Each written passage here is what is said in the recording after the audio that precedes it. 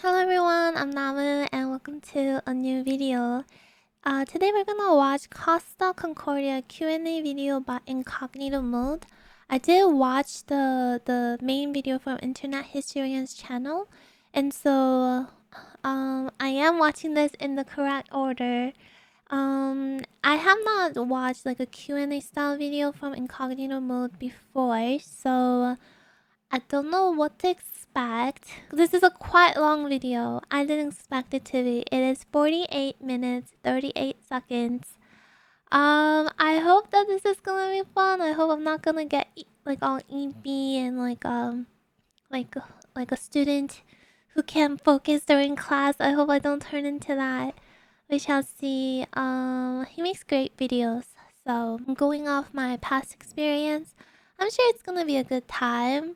And if I get EP, you can get EP, and we can just stay comfy and chill. Let's check it out. As ever, right on schedule. Welcome to the Q&A. Hello. For the structure of the video, we originally had a bunch of different title cards, but as we made the video, it didn't flow properly and it kind of ruined the rhythm of everything. So we're going to repurpose them here That's a and show big you a bunch jump. of other cut assets too. And I'm thinking about like how his videos are so well put together. Like, man, like to research, to script, to edit like this, it must take so much work. Number one, The old intro. Right, we initially plotted a completely different intro for this video. It started out actually as like a mission brief for a Metal Gear Solid level. We crafted a ton of assets for it as well, and the idea was, alright, Snake is going to be sneaking on board the ship, and he may even help cause the disaster, or was watching it unfold, and we'd use a bunch of stuff from the tanker level from Metal Gear Solid 2, but in the end it just felt way too shoehorned in, so we ditched it. But here's some of that. As they leave port in Rome, you'll infiltrate the ship. This is like an old game. Old game footage. Costa Concordia. We use a lot of text-to-speech because it actually saves having to record, re-record, then cut down the audio, recut the audio, put new stuff in, blah, blah, blah. So it's way easier just to do text-to-speech for a lot of this stuff. And then only when things are finalized and we need the timings, we do the real VO. Yeah, so you get the idea. With proper timings, maybe it could have worked, because it gave us an excuse to explain it and keep the high energy there. But then it started to fall apart, and the scope started blooming, where I was trying to turn Samorton into Olga. Yes, they are all planted. You will be on the helicopter out of here now. And then I realized that. This is like the reenactment of like the helicopter scene. Okay, this whole thing needs a revamp. So one of the editors was working on the outro scene, which was Titanic themed, and I sort of had a chat with Historian. Went, okay, what do we do? How do we fix this? And then we decided, look, let's just make the whole thing Titanic themed. Yeah. And then all the rest just fell into place.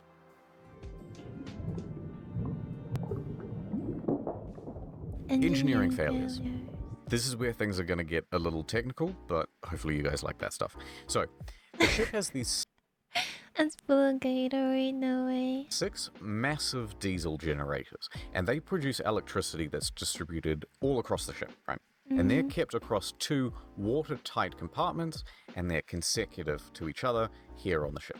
The power goes from these 6 to a main distribution panel, which is then routed all over the ship where it's needed, and then a lot of that electricity is taken to these 2 electric motors, which then produce propulsion for the ship. There are also 3 separate motors at the back. It's so cool. How do we build this? Drive the rudder. Cool. Let's play out an emergency scenario. So your generators go down. What should happen is that the emergency power supply kicks on, which is powered by an emergency diesel generator. This thing is way smaller than these 6 big lads, right? It'll give you lighting, it'll give you comms, it'll give you crucial stuff, but you're not driving the ship with this thing. There's not enough power for that. So it doesn't connect with these 2 here. Makes sense. When this emergency diesel generator kicks on, it also goes through an emergency power distribution panel. That's all good, it makes sense. You need this stuff to be on a completely separate circuit. There's also backup to the emergency as well.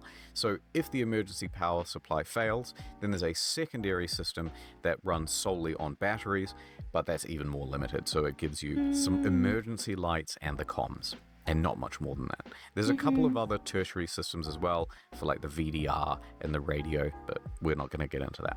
So that's the design, and let's get into what went wrong. When the ship crashed, water quickly flooded into 3 compartments. 2 of those compartments housed the 6 big generators, and then the 3rd housed the main electrical panel. This is a worst case scenario stuff. Yeah, because that's the basically the main point that like everything gets distributed off of, right? So, as designed, the emergency distribution panel kicks on, and it disconnected itself from the main panel to prevent damage. However, the damage was so extensive that it caused a circuit break between the emergency diesel generator and the emergency distribution panel.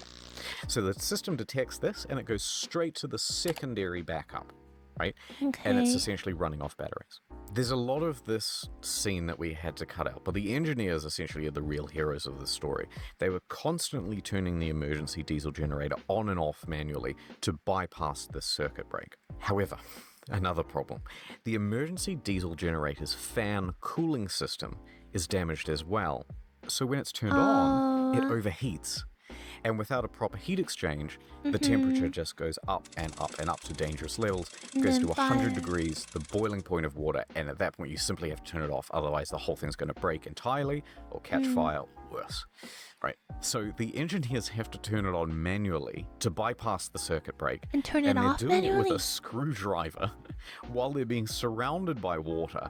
And they have to do it until the thing overheats. And then as soon as it overheats, they got to turn it back off. Manually. And like imagine like during all this chaos, they're getting like a call from the captain. Is it flooding? Is it still flooding? It's so stupid. Or sometimes it'll turn itself back off. But you can force it to stay on by shoving a rag in there and not letting the screw turn back the other way, which is eventually what Pilon did. So I'll show some footage here and see all these white lights. That is all thanks to the engineers downstairs risking life and limb. And they're doing this, and that stupid captain just runs off and takes a slot from someone like a passenger who could have got on in his place, and he's just like lying that he was the last to get off. Oh my gosh. They don't have the emergency diesel generators running, then it's just emergency lights. It's like those, those little red lights, and you can't see a whole lot.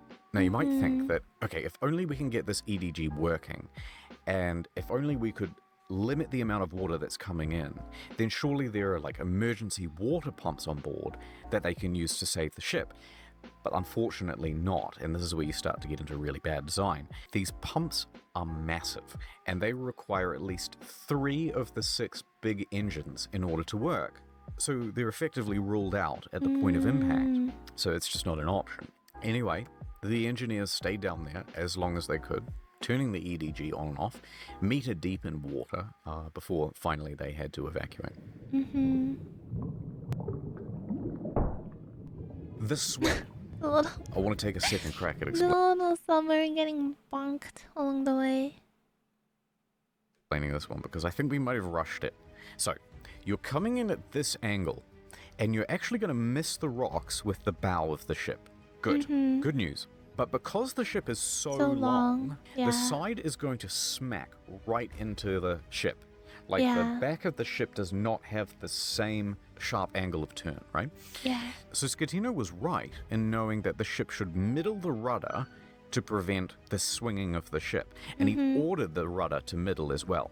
But then the helmsman, he misunderstood the order or panicked, acted on his own, or, didn't understand Italian very well or English very well, and he just kept going, well, I'll turn away from the rock. Of course, I want to get away from the rock as far as possible. And so that's what caused the side of the ship to collide. And then the rest is as you know it. Yeah. The media. Makes sense. The media got a ton of stuff wrong. Holy shit. A lot of it was Really? just rampant speculation, especially as the news was unfolding. The worst culprits were, of course, the mainstream press. They've gone through mostly now and scrubbed their old articles of the mistakes, but there's a lot of stuff that you can't edit, especially video. Now we only have 5 confirmed deaths, and now that 29 missing is now down to 24. Actually, we have, I think, 11 confirmed It's 11 deaths. confirmed deaths. So I'll try to find it. There's a clip where he talks about the boat using its forward thrusters totally wrong. Apparently with some idea of getting to a port or doing something else. Instead, they move on for some distance and begin to turn. They made no such turn. It didn't do this at all. It goes all the way over here and then comes back. Number 2, they fell for the Hungarian meme. A young Hungarian woman who says she was on board. She called her parents saying that she was on board during this disaster. Didn't happen. Number 3, it was an ecological time bomb, fellas. Ecological time bomb if they don't get that fuel off. But it wasn't. This was all hype. There was a very low chance of that. There was no big oil spill. There was no damage to the environment. In fact, the environment was better off after the sinking had happened and they had done all the cleanup. Fish stocks were up, you name it. Everything was better on all metrics. Okay. You know, you can see the, can you believe it, the whoa inflection in her voice and the ramping up of the drama. This is all just entertainment. It's not news. Such a large scale. And look at all these people just on a rope. How scary that must have been trying to get off this ship. Okay, this is a good one. Gripping new video just in that shows us what was happening inside the Costa Concordia as water rushed inside the ship. This footage is not from the disaster at all. You It's actually kidding? from a swimming pool malfunction on the Carnival Paradise, a different ship altogether, from 3 years prior, in 2009. Between the events on the nights of 1912 and 2012 are the reason I'm a conservative. Ad time. You know, Raycon man, you're a good guy. You deserve Nice to to find meet. someone who appreciates you. Yeah, the Raycon... Well, they had to make up for what the captain did. So the captain downplayed it so much, so the media had to, you know, bring us to the equilibrium. I can't even say the word. Anyway, they had to hype it up for him. 25 earbuds. Yeah, they cost half the price of other premium earbuds. Exactly. You're a great catch. I'm going to set you up with a friend of mine. So I told him that I could totally fit it. And I guess what they said. He has a wingman in the ears. What? Exactly. God, it's so nice to meet a guy who pays attention. Yeah, the weather really is nice today. That's a great idea. Let's go for a walk in the park. Ooh, ice cream. What flavor should we get? Yeah, they come in like 6 different colors. Good call. We'll get one of every kind. Are those the colors of the earbuds? Rose gold. Oh. No way, they're holding hands. Oh Lost no, you but there. one fell off. Did you say something? Oh, thank God. I'm so glad I found you. Oh my God. Of course I'll marry you, Raycon man.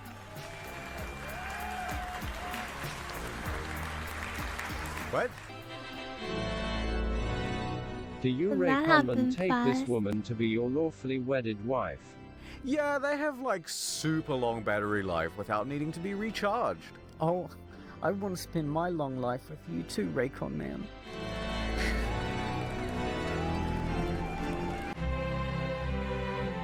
Merry Christmas, kids! Wow, the new Raycon E25 Everyday Earbuds. Thanks, Dad. Oh my God, thanks, Dad. A puppy. Woof. I got you something special as well. Oh my God, my own pair of Raycons. Just what I wanted. How do they the look? relationship What? started. What? Ha ha ha. Merry Christmas, everyone. Go to buyraycon.com/incognito for 15% off the E25 Everyday Earbuds Raycon. And, Bruh. Edo. Costa Crochet. Well, they've what does cleaned up their crochet mean? Crochet. Crociere. Or that? Wait, why is it giving me not English? Crociere. Crochet. Translate. Oh, is it Italian? Maybe this is Italian. It means cruise. Okay. Costa Crociere. Well, they've cleaned up their act quite a lot. After the disaster, the company was quick to bring in independent auditors. One thing we didn't touch on is that at the time, they had this protocol running that the safety procedures would be done within 24 hours of leaving port. And that sounds fine, but the problem is new passengers are coming on and off all the time, and Civitavecchia, which is the port they just left, is a major one. So most of the passengers were getting on there.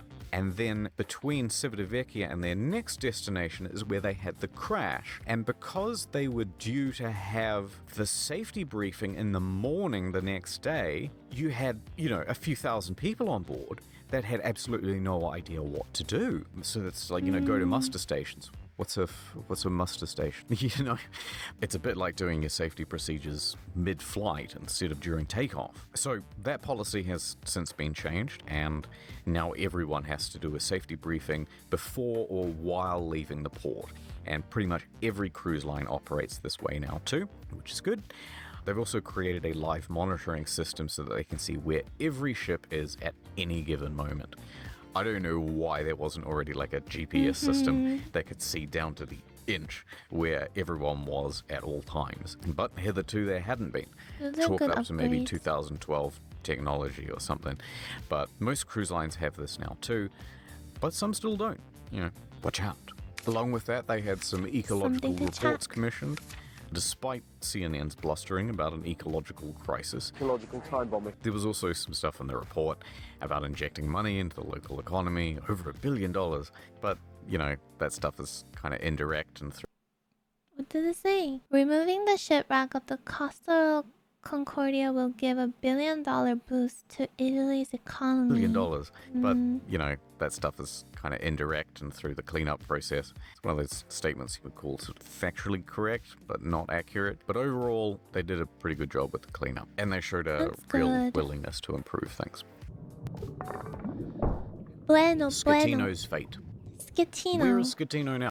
Scatino. Now I know how to say his name. Scatino!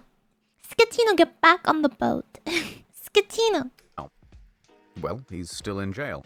Okay, he was nice. sentenced to 16 years, starting in 2017, and if some of his house arrest has contributed to time served, then he should be out by the year 2029, or earlier with good behavior. There was a bit of confusion between whether it was 26 years or 16 years. It was 16. The prosecutors asked for 26. We should have been a bit more clear on that. But look, honestly, I wouldn't be they asked for 26, but he got 16. Is he out? At the moment, I wonder. surprised if he was released as early as next year. The Italian justice system seems to me to be very forgiving. That's why you saw the officers only get between 1 and 2 years each, and most likely none of them did any actual jail time. Scatino's previous accidents. This bit I felt a little bit bad about because it comes across as maybe a smidge dishonest. We didn't mean for it to be, but it's not always easy to give the audience the right impression when the pacing has to be so quick. First thing, we showed this picture to people, and I noticed in some reactions, people thought it was real. Oh. And came into port too fast and caused another collision. I thought it But was. if you're a bit more of an eagle-eyed viewer, you'll notice right there in the center of the screen is text that says that this isn't real, this is from the movie.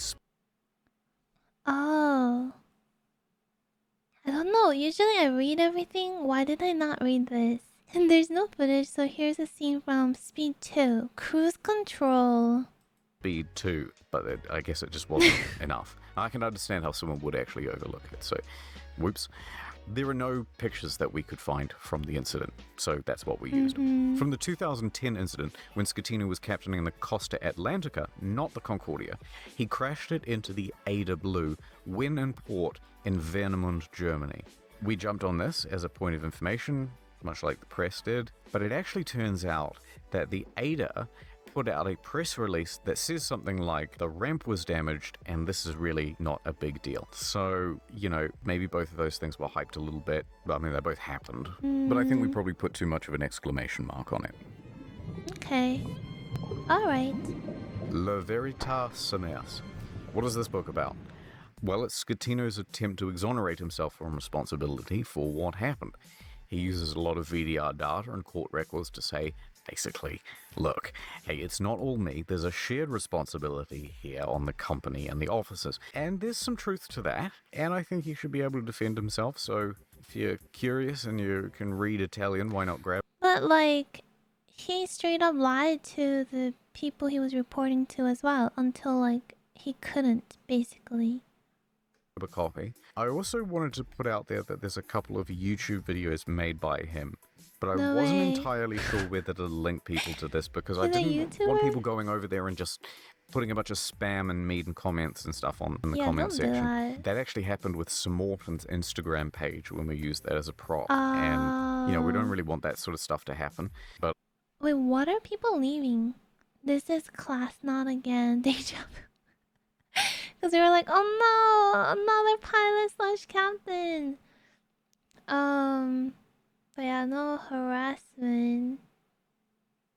Even though what happened was messed up. Instagram page when we used that as a prop, and you know we don't really want that sort of stuff to happen. But I do think that he deserves a fair chance to have his say. So I'm going to put a link in the description, and I'd appreciate it if you'd all act in the very cool way that you do. Very cool. Be cool. Drink some Kool-Aid. Yeah. The officers. The officers. What happened to them? Most of them are just keeping low profile and getting on with their lives. We actually managed to find Jacob Bin. I put a bounty out to find him and paid it too. What? But in The guy who ran away? the Bin, I No put a way. $1,000 to anyone who can find a verifiable picture of Jacob Bin, the helmsman of the Costa Concordia in 2012. I've scoured the internet and nothing. bounty out to find him and paid it too. But in the end, we decided not to post his personal information in the video. We had found it quite late in development as well. And when we were doing these action scenes, we didn't know what he looked like. People saying he looked like this is not him. People saying he looked like this is not him. People sending me photos of him all the time. You've all got it wrong. So instead we used a Sims 3 head.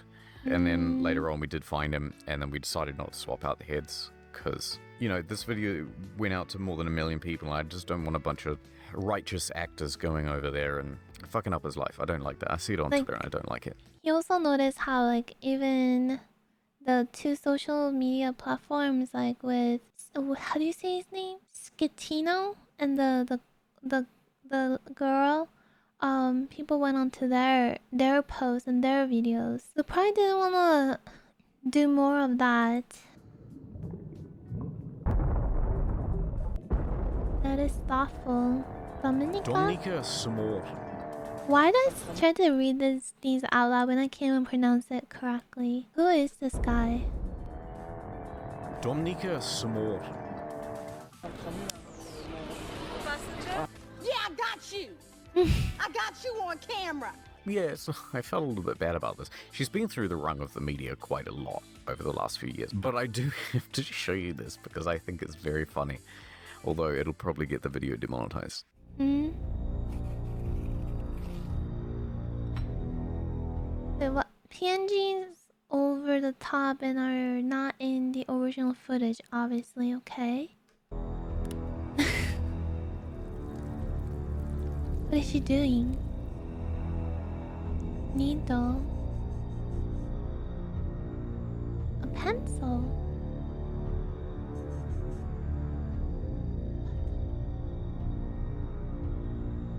No.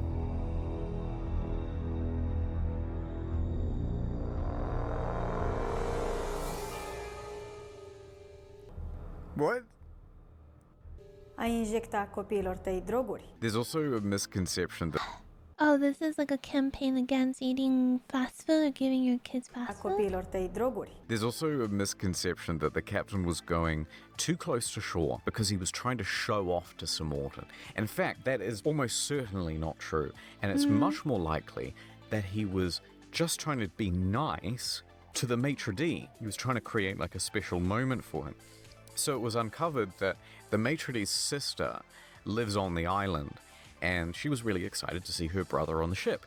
And, you know, they were even Facebook posting about it and going, oh, you know, he's going to be here at this time and I'll be able to wave to him and he can see my house and it'll be so cool. And so, yeah, it seems like one of the reasons why they were getting so close is the captain was trying to do a nicety for the maitre d'. Who is maitre d'? I assume maybe he's like a businessman or a politician.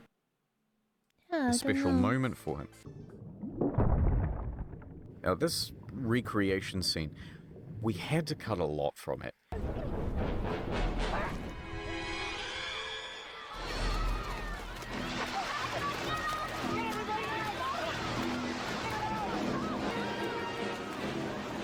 It was originally 35 minutes long. It was just way too much. And so once we had the full scope of it, essentially storyboarded the whole thing out on the timeline, we started paring it back. And most of the things that were cut were phone calls between the bridge and the engine room. Here's some examples. Already, this is becoming a big story. Iocarino says to the staff captain, "The situation has become unbearable. There's 1 meter of water. Also, there's water in the elevators." The conversation between Chief Engineer Pilon and Captain. Pilon says, "All flooded, DG 1, 2, 3.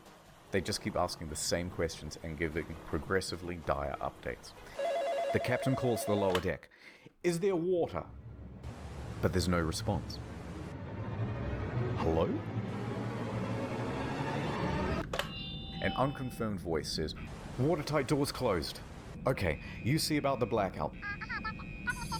The important thing is that no water is getting in." Many voices. "Abandon ship, abandon ship, abandon." Some of the dialogue in these scenes also might seem a bit unpolished. That's because we're trying to use as much direct quote as possible from the characters. Rather than summarizing what they said or putting too much of a comedic tone on it, we figured the more we went into like the comedic route, the less it would keep this sort of intrigue and drama of what they were really saying, you know, what they were really feeling. There was also a ton of repetition. Like the captain is constantly calling the lower decks for updates and just saying the same thing. "Hey, is it flooded? Hey, is it getting worse?" And then they're just going, "No, the engines won't start. Yes, we're struggling with the emergency generator." And so it's a lot of pointless back and forth. We also cut some things that are confusing. So the captain first spoke to the harbour master in Civitavecchia, but he managed to smooth things over with them and he didn't speak to them again. But then it was afterwards that the phone call happened where the woman called her daughter, and then the daughter called the police, and then the police called the Livorno harbour master, which then set off this chain of events with the Coast Guard. That felt like way too much in the weeds detail, and it was going to interrupt the flow, so we cut that initial phone call with Civitavecchia. As just a little more detail, there were 25 patrol boats that came in from Livorno, Civitavecchia, Rome, Oblia, Portoferrino, Porto Santo Stefano, Porto E. Coli, and Talamoni, involved with the Italian Federal Police, the State Police, the Carabinieri, the fire brigades, 8 helicopters from the Coast Guard, the Federal Police. At least like they were surrounded by a bunch of like a lot of lands, a lot of resources. The Italian Navy and Air Force were involved, as well as 14 merchant vessels and 4 port tugboats. Massive operation. And it was all mostly under the competent directive of DeFalco. And he got demoted. Oh my gosh, my earbuds fell out. I pulled my earbuds out in Ingo. Like, I know he's chilling, I know everything worked out for him, but still not cool. Okay. DeFalco's call. We cut this short because the section had gone on a bit too long, but these phone calls where DeFalco puts Schettino on blast are hilarious. Here are the highlights. Pronto? Comandante Schettino, comandante. Schettino? Schettino? Ascolti Schettino. Ci sono persone intrappolate a bordo. Adesso lei va con la sua chalupa sotto la prua della nave. Wait, hold on. I'm reading so slowly. Listen, Schettino. There are people trapped on the board. Persone intrappolate a bordo. Adesso lei You now take your lifeboat va con la sua chalupa sotto la below the bow of the ship, starboard. prua della nave, lato dritto. Are we clear on this? Well, Captain, let me tell you one thing. Le dico una cosa. Parli a voce alta. Speak up. Allora, Well, The ship is now... I'm here in front of... Captain, speak up. Place your hand in front of the mic and talk loudly. Right now the ship is listing. I got it. There's people going down the bow ladder. You go up that ladder instead. You board the ship and report to me as to how many people and what they have aboard. Are we clear on this? You know, in a way too, he's telling this guy like what he should be doing. Like, in a way, I feel like it's not him just like being only upset at him, but telling him like, this is what you should be doing at this moment. This is what you should be like, because these are the things that he, like it's like mistakes can happen, right? Accidents can happen, right? Although there could be like there were some like the chain of command that they ignored, so like those things could have become an issue. But what the real crime that led him to like be neglectful is because he wasn't doing these things. It's because he was lying. It's because he just laughed and was neglectful. Like, he's telling this guy, this is what you should be doing right now. Not going back to your hotel trying to get like a nice clothing back into a nice dry clothing. You're supposed to get on board and help. Like, I don't see him as like on the call just like being angry at him, but like trying to like lead him, like, dude, this is what you should be doing. It's not just like angry vent on the phone. Look, Schettino, you may have saved yourself from the sea, but I will really hurt you. Okay, maybe maybe at this point, maybe not anymore. I will cause you a boatload of trouble.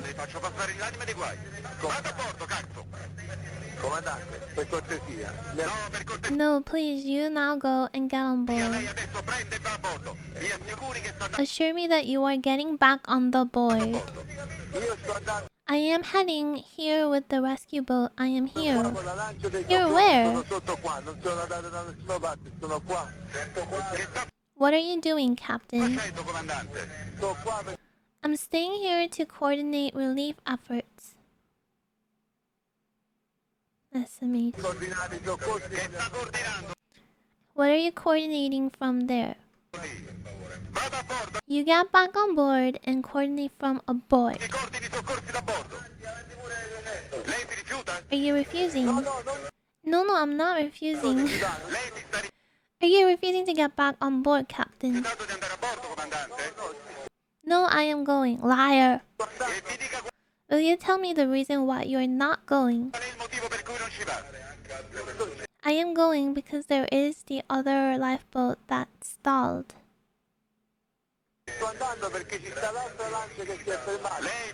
You get back on board. It's an order. You don't have to do any other assessments. You admitted to having abandoned the ship. I am now in charge. Ooh. Get back on board. Is that understood? Are you not listening? I'm getting on board. Go, okay. There are corpse already. Oh, dang. There are corpse already. Schettino, come on. How many corpse are there? I don't know. I know about one. One I am aware of, which means much more could be. You have to tell me how many there are. But do you realize that it's dark and we can't see anything there?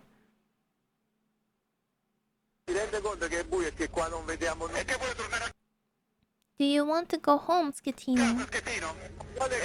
It's dark and you want to go home. Go off the bow of the ship by means of the ladder. And tell me what can be done. How many people are there? What their needs are now. Based on the records from the Coast Guard, Scatino hid from authorities for most of the night. Early on, when the Coast Guard first arrived with a boat, they searched around for the captain and he was already gone. He had abandoned ship while there were still hundreds of people on board. So they report to command that the captain might be on shore, so they head there. They can't find him there, so they head back to the ship. DeFalco then tells the Coast Guard to find him and drag his ass back on board. Someone from the Coast Guard then spots Scatino on the rocks near Point Gabbianara, and they inform the police, some of whom are down at the beach. So the police chief makes his way over there. He finds Scatino and tries to reason with him. Hey, come on, you gotta go back, you gotta get on a boat, you gotta go to the Coast Guard. Scatino refuses. Instead, he spends the next half hour or so just watching the rescue operation. It's pretty pathetic. The police captain gives up eventually, and then he returns to port. There is some speculation that the reason Scatino did this was because he was considering throwing himself off the rocks. At least that's what one of his officers said. It's hard to know if that's true. Probably is. It'd be understandable at that point. But from there, the police tell the Coast Guard what's happened. DeFalco then calls Scatino's mobile and orders him back on board. Scatino claims that I'm going back on the Costa right now. But DeFalco knows that's not true, because he knows where he is. He knows he's on the rocks over there. So DeFalco tells Scatino that a Coast Guard boat is on its way to his location, and you'd better be bloody well on board it. And then it arrives, Scatino refuses to board it, and they give up. Then some more time passes, and then they send another boat, and They're eventually wasting he agrees to go. effort. They're wasting time and resources and effort going to him like this too. They take him to the shore, and he's interviewed by police, and you know the rest.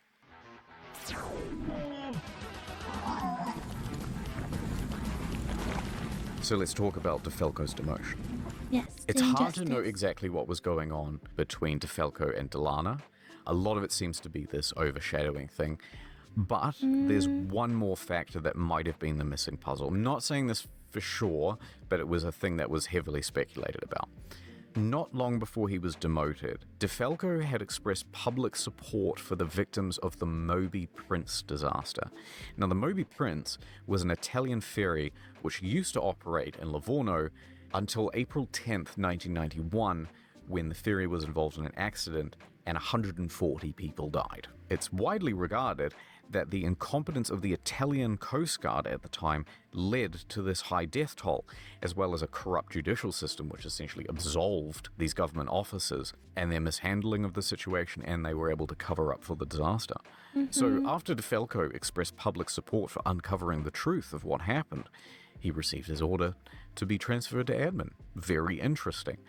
A lot of people considered that to be far too coincidental and that it was punishment. There was a fair amount of public outcry after this happened, and there were even politicians demanding an explanation as to why something of a national hero had been snubbed. Once he said, "See you later," to the Coast Guard, he joined the Five Star Movement, an Italian political party, and was elected in March 2018, and by December that same year he was expelled from the party. I don't know a whole lot about it. He claims that he was expelled because he didn't vote in line with what the other party members wanted, and so today he serves as an independent. Okay. It's like a lone wolf trying to fight for the people, maybe. Devil's advocate. I want to put a little bit of balance in here. So, we've made some pretty heavy indictments on the captain and his character. He's cowardly, pathetic, but there's a little on the other side of the argument that also should be addressed. He was not the only one responsible for this crash. His staff were complacent and not following procedure. His helmsman went in the wrong direction multiple times. The ship Who had hired him though? Didn't Scatino bring him? Or maybe it wasn't? engineering failures like leaking watertight doors. The ship itself was doomed from the moment it hit the rocks. There was nothing he could have actually done to save it. However, the court kind of hand-waved a lot of this stuff, and to me it seems like they were going for a little bit of a PR trial. So for example, admitted into the witness testimony, Ciro Ambrosio claimed that Scatino never took the con, which means tells everyone that he's in charge.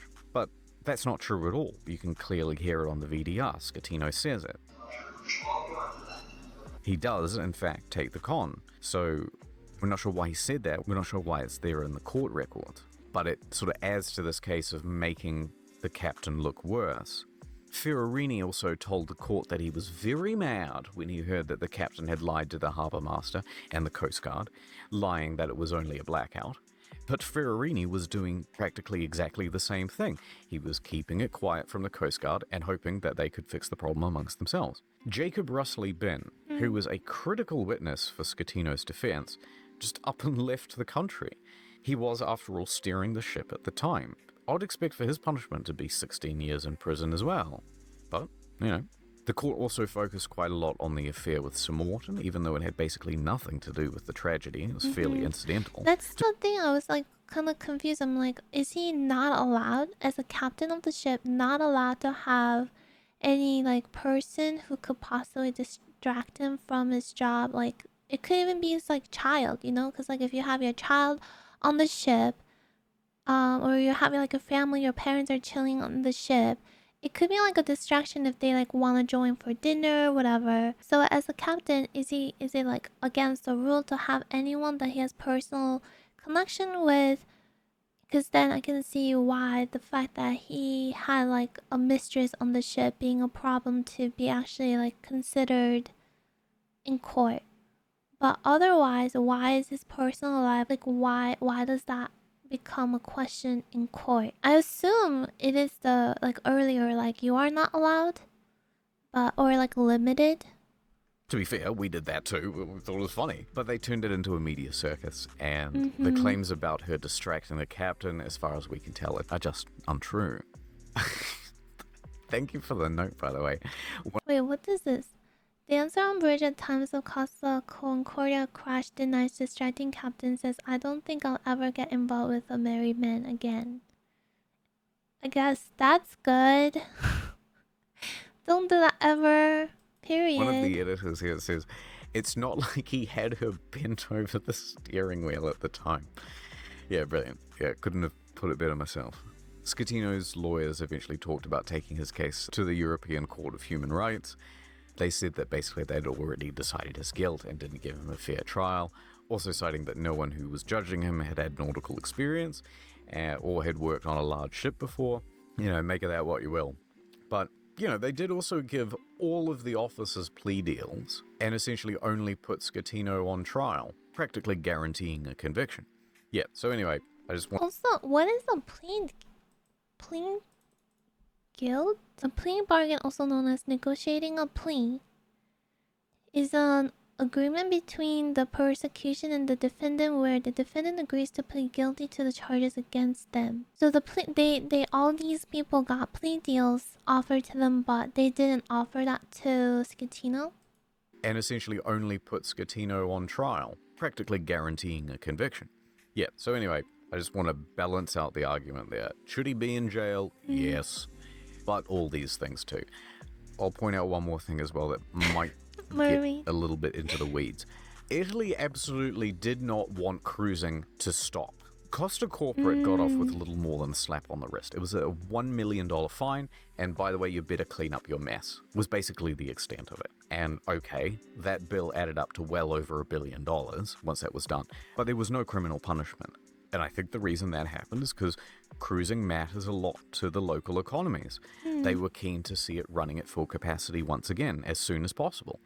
So, with that in mind, perhaps some of the people over at HQ who should have been prosecuted were spared so that business could keep on chugging. But on the other side, you know, if you prosecute them, then you're actually punishing these local businesses and it starts getting complicated. It's better all handled through civil trials, and they did handle it through civil trials. So that makes sense. Also, I have to point out this clip, which is a straight up, what the heck are you talking about? Because, well, look for yourself. The captain wanted us to cook for him around 10 or 10:30, and we saw him with a woman we did not recognize. Dumating po siya ng araw na yun, meron kasama ho siyang babae na hindi ko kilala. Yung time po nun, naramdaman po namin ang... At that time, everything was falling apart, including our cooking. I couldn't believe what was happening. Nagbagsakan na ho lahat ng mga niluluto namin sa I peered outside to see the captain and I saw him still waiting for his drink. Nung si komandante, hinignan ho sabi namin.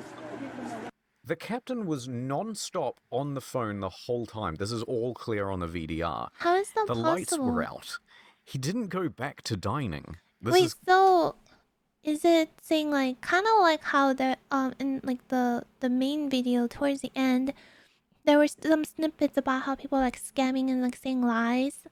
Like maybe they were like just like for attention or like to say something shocking. People will like make up stories against him, mayhaps. Just categorically untrue. But you know, the media will let anything go out. Island troubles.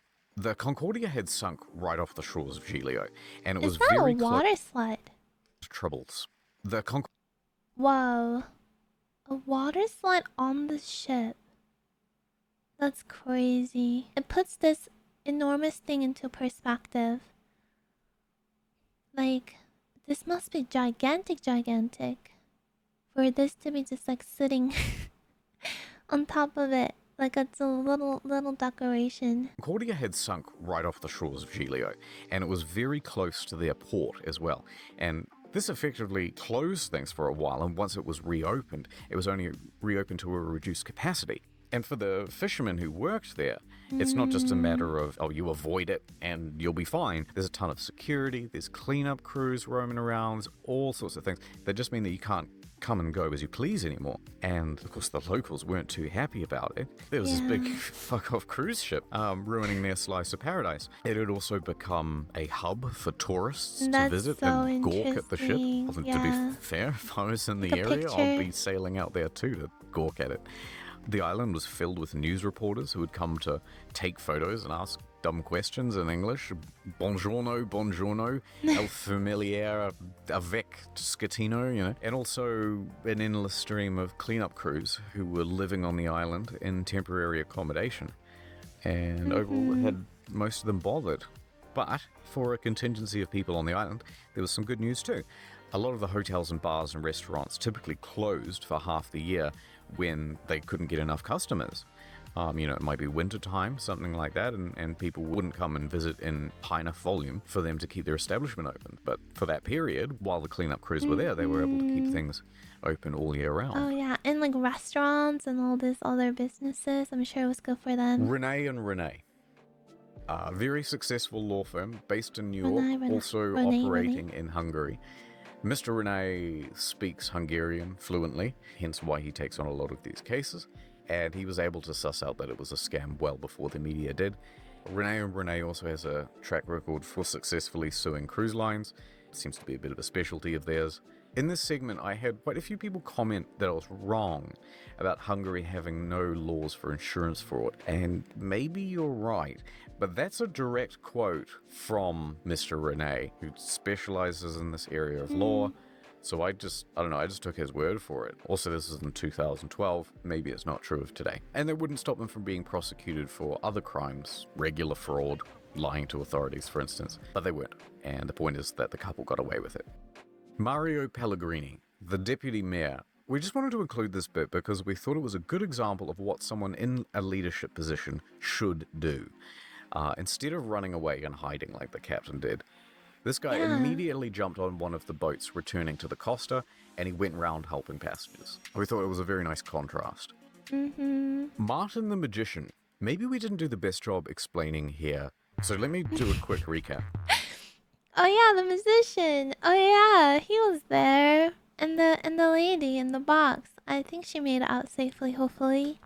Essentially, you've got this magician, and he's doing a cut woman in half trick. And just as the assistant is about to step into the front half of the box, the ship crashes, and everything gets put on pause. Then there's also a dancer, right?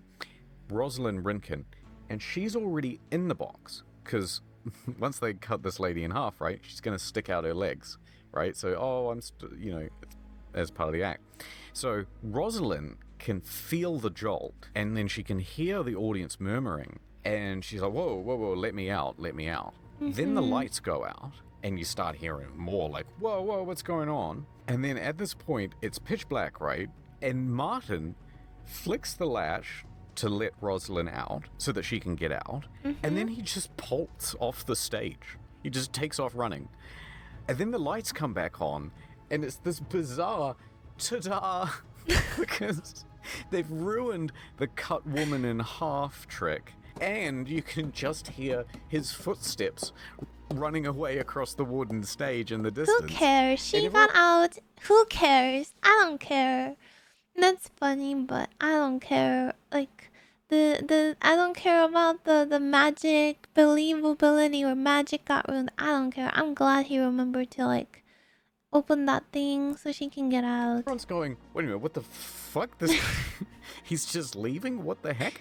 And people start to panic a bit. And then Rosalind and the assistant kind of go, oh, maybe we should start directing the audience out of here. And then later on, when the ship starts to tilt, the whole box just falls right into the audience. And then by that point, everyone's just panicking. Okay, get the fuck out. Got to get back to our cabins. We've got to get to Muster Station. We've got to get out of here.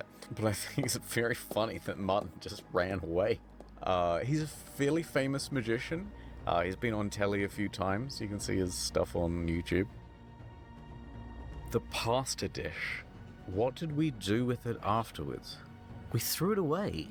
It's like $1. You know, like, I think obviously it's not the musician's job to be like a security guard or like direct people to evacuate. So running away in that sense, like, who cares? But like, at least to the people that he worked with, like he could have like cared more for sure. But I'm just glad that he remembered to unlock it at least at the minimum, because it would have been terrifying to be just stuck in the box. Imagine if people forgot that you were in there. It's worth of pasta and $1.50 jar of sauce. I offered it to the editors, but amazingly, they didn't want it after I put my grubby hands in it and threw it into a dirty sink.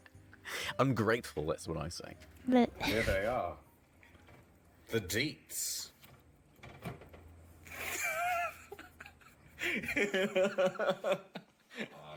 Also, you gotta mention, this guy reviewed our video. He's a nautical expert waterman, and he said that we were very accurate. Thank you very much. By the way, I just want to say that this is an excellent recollection of the whole event.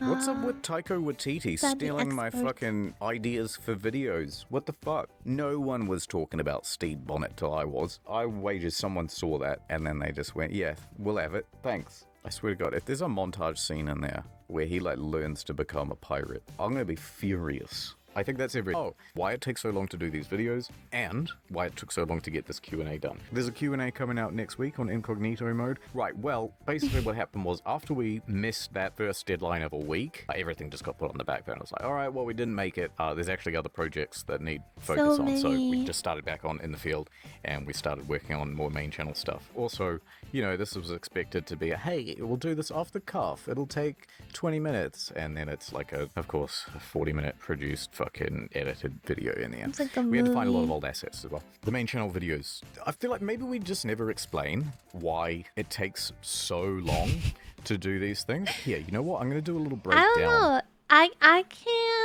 I can't imagine it taking long. Like a single video like this for me to make it, to research, to script, to do all this editing and everything and voiceover. Like, it would take me like half a year. I think that's reasonable. Of what each scene requires. To show a little bit of our timeline. Oh my We've god. got all these different layers. So it's like asset on asset on asset on asset. Anything that's green is actually another layer of assets, and most things have green on them. So if I go into this, it's just more assets. So it's even more than it first looks. But let's go to something simple, which is like the opening scene. So in this opening shot, it sort of consists of 3 layers. There is a video underneath, and that's playing of the ocean. And then on top of that, we've photoshopped out a railing. So we would have to take this from somewhere and then essentially cut everything out so that it's a transparent PNG, and then you can still see the background behind it. And then you've got Harold and... Are we getting like editing tutorials now from Mr. internet historian incognito mode. So he looks like this, and then we've essentially just put a head on a body that we've also cut out. So that's, you know, 3 layers, and then we'll have that playing, and then on top of that we will have a nested sequence, and then the nested sequence will have a bunch of effects in it. So for example, the opacity's increasing there, and there is a position and a zoom on that as well. So this sort of stuff might take 15-20 minutes to put together, something like that, you know, with all the cutting out and all that sort of stuff. And then that becomes, how long? 2 seconds to 9 seconds. And this is quite a long shot, you know. Pain.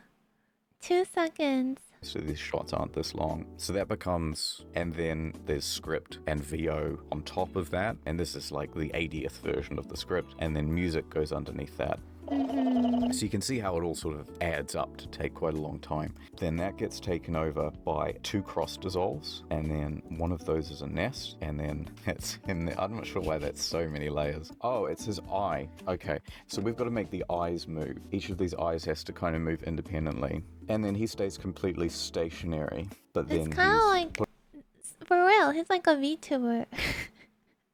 This is why I'm always so impressed with his videos. Like, just like a subtle movement, a blink, eyes move, they all add so much effect too. And there's extra layers, extra work. Put into a nest, and then that nest is zoomed in. It gives it this feeling of being a little more lifelike. Then we've got the background of the ship, and so we've just added a VTuber with multiple layers. Separate position and zoom, and then we've added a blurring effect to give a sense of depth. Then that does a dip to white, and then that comes in with some regular footage. That fades into more footage overlaid, and then in comes Harold again. So but does he do this all himself? Like, I feel like now maybe he has hired editors, but like during this time as he's explaining this, does he do this himself? Or did he? Because that's even more impressive if this is how he started out like 3 years ago or more ago. The opacity increases, there's a zoom function, and then this is a combination of a few different assets. So we've got just the head, and then we've got this second face here, and then it just fades one into the other. And then you take this nest, and then sound effect is added underneath. So yeah, it's quite simple stuff. There's just a lot of it. But once you start getting over here to these sort of action scenes, you can see that it becomes quite a lot. You know, let's take it from 5 minutes 30, so 11 shots over the course of 30 seconds. So that means there's a shot on average about once every 3 seconds. And then you sort of scale that out to a 40-odd minute video. You know, let's say our average shot probably isn't about 3 seconds. It might be something close to about 4 seconds. That's 15 per minute. So that's 570 individual shots. And then within each shot, you know, you might have 1, 2, 3, 4, okay, 10. And so 10 that's 14, nests. and then 15, 6, these are sound effects. My gosh. 16, 17, 18, 19, 20. So you might have 20 assets. I'm not sure if that's particularly typical. So you might be talking about roughly 11,000 assets over the course of the video. I think if I look at the video files themselves, there'll be a lot of redundancy in here as well. Okay, it just keeps going. Look at it go. Fuck, about a quarter of a terabyte. So there's 50,000 files in here. And you can just really click anywhere and, you know, go bin 1, whatever, and it's all just like collected, cut out assets. Like every one of these has been like Photoshopped, and there's just like thousands of them. And so that's why things take so long. Just because, you know, we're not filming anything. We're just constructing everything pretty much from scratch. I really like I've not watched a video like in this kind of style until Internet Historian. I really like it.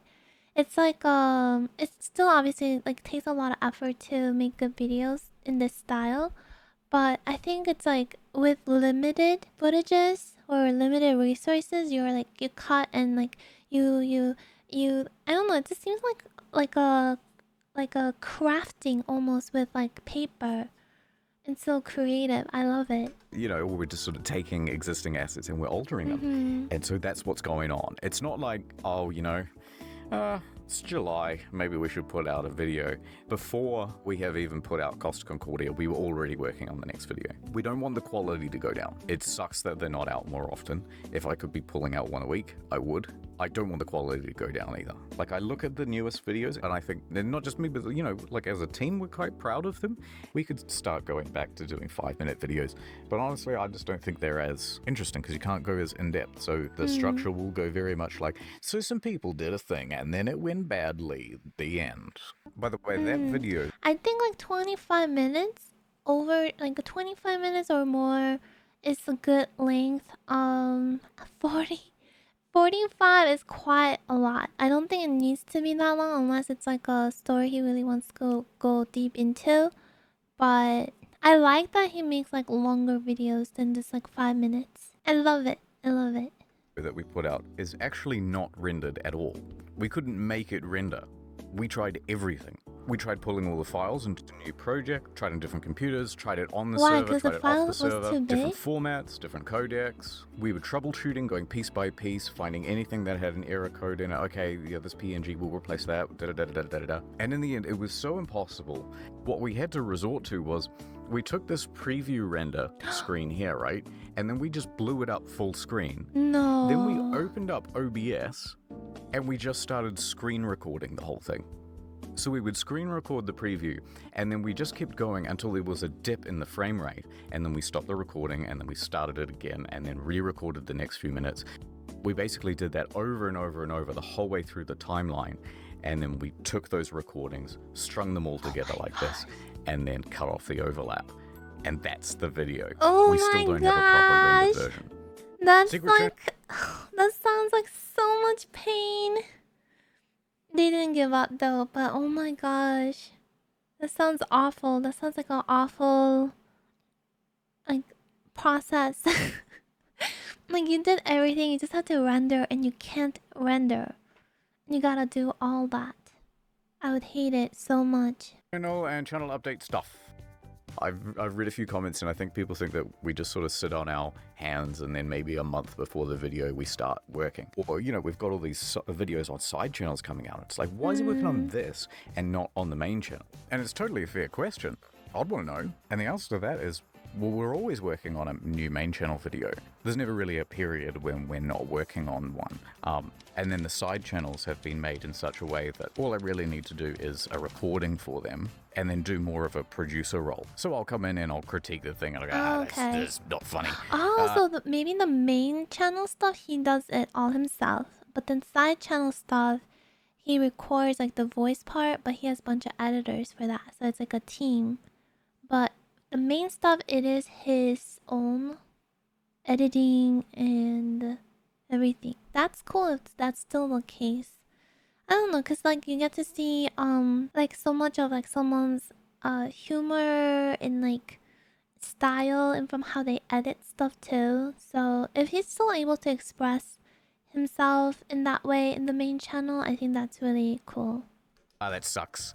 And maybe here's a reference that should go here, and no, that should look more like that, and help with some of the timings. And sometimes I'll come in at the last minute and do the final polishes on the edit. Having to wake up before midday because the editors haven't made my zingers zingy enough? What's zingers? But that's about the extent of stuff I do for other channels. My main job is the main channel, and look, even if we shut all these other ones down tomorrow and said, okay guys, we're all working on the main channel, videos wouldn't come out on it any faster or more frequently. So basically, you get the main channel when it's done. Second channel, about 1 a month. So, you know, we should have on average, I'd say about 10 a year of those. There's 3 other channels.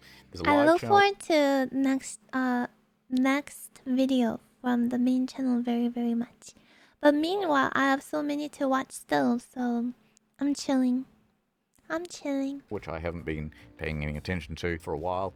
There's story mode, which You is used to just live basically stream. video games run through. It's found flicks of games, and I just do the VO for that. I come in, I haven't read the scripts in advance, and so it doesn't take pretty much any of my time. We just sit there for 30 minutes recording and basically interrupting each other. Me and another editor usually doing the VO. That's great fun, and I don't do any of the editing for that. And then Oh, is there's that this other Resident Evil? channel, which is just for a completely different audience altogether.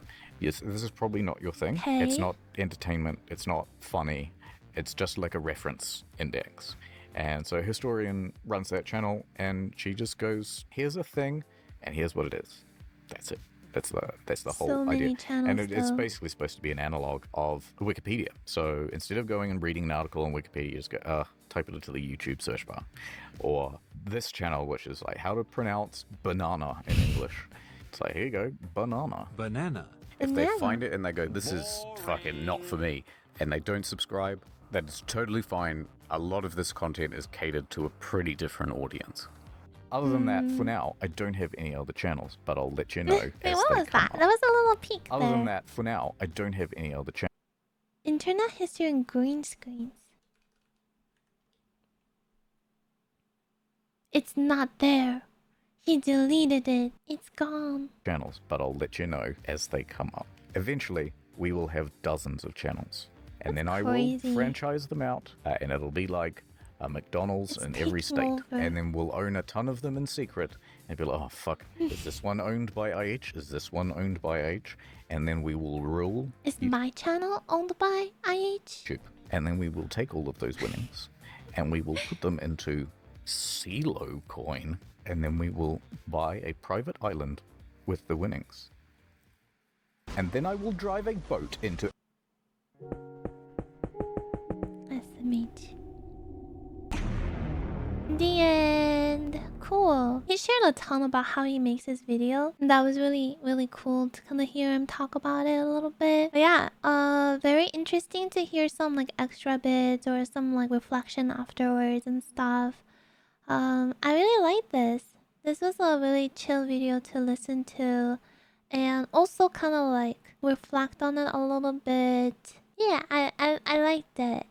I want to say, if you have, because there's so many backlogs of videos from him, made by him, even though not too crazy, because like even he himself said, he's not able to produce videos at a very fast rate. But they're just like, it's kind of hard for me to figure out how they go together. Like, this one goes with the Costa Concordia video on the other channel, and like you have to hop around between like different channels to kind of watch them in the quote-unquote right order and stuff. So sometimes I'm confused if I'm like supposed to be watching a different video prior to watching the one that I'm about to watch. So yeah, I want to ask if you guys have like a certain recommendation from his videos, please do let me know. I would love to like check it out and see. I may not watch it right away, but I will eventually get to him if it looks interesting to me. And when you do, when there's like a paired videos like Costa Concordia, please do let me know. If you know, if you don't, that's okay. But yeah, thanks for chilling with me today again, and I will come back with another video. Until then, y'all behave and take care. Bye.